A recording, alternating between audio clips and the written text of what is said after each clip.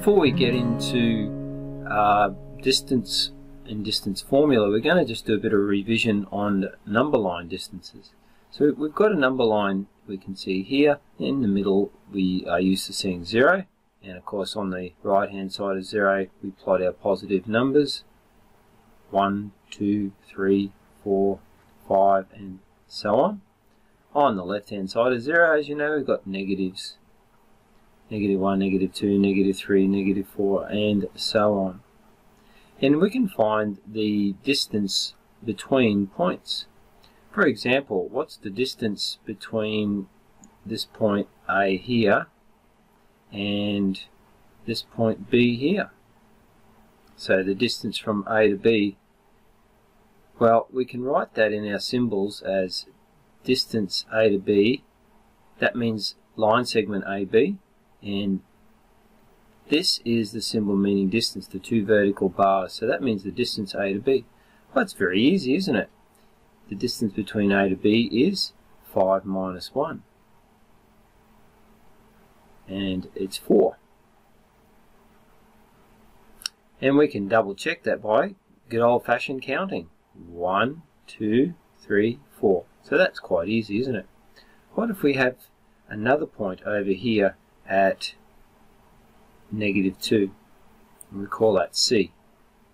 What's the distance from A to C? So line segment AC, what's the distance? Well, we can count, or we can go 1 minus -2. 1 minus -2, which is the same as 1 plus 2, and that's 3. And we can check that by counting it. 1, 2, 3. It works. So the one on the right, the point that's on the right minus the point that's on the left will give us our distances. Let's try some other ones here. What if we've got 0 over here, and we've got 1, 2. We've got our negatives here on the left hand side. So we're going to deal a bit more with some negative quantities. Let's try 2 more quick ones here. And let's see these. Firstly, let's find the distance from E to F. So the distance between E and F. Okay, yes, we can count, and we know the answer is going to be 1, 2. That's very easy to do. We could also go the right hand one minus the left hand one like we did above.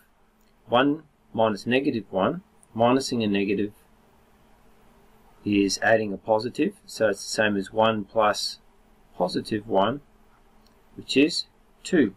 And from counting, that's right, that is the answer. What if we've got the distance between D and E? D and E. So 1, 2, 3. Okay, we know the answer should be 3. What if we try our other method, the right hand minus the left hand? -1 minus -4. That should come out as 3. Let's try -1 minus a negative is the same as adding a positive. So that's the same as plus +4. -1 plus 4 is indeed 3. So that works. For vertical axes, like on the y-axis that we see sometimes, we can do it the same way. So if we have the distance here between this point here, G, and this point here, H, how do we do it? We could count. This one here is 1, 2, 3 above 0 plus 1, 2, 3 below 0, so we know the answer should be 6. Let's see if we can work it out by going the top one minus the bottom one. That should give us the same answer. Let's have a look. So the top one is, firstly we write the distance from G to H. The top one is 3 minus the bottom one is -3. 3 minus -3 is the same as 3 plus +3, which is 6. And that is what we would expect. And lastly, let's try up here in this number line here, it's in 2's.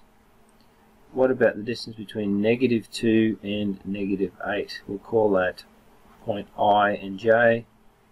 So the distance from I to j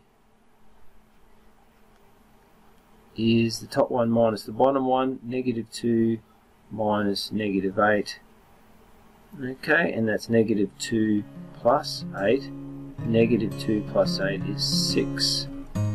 Alright, and 2, 4, and 6, that makes sense.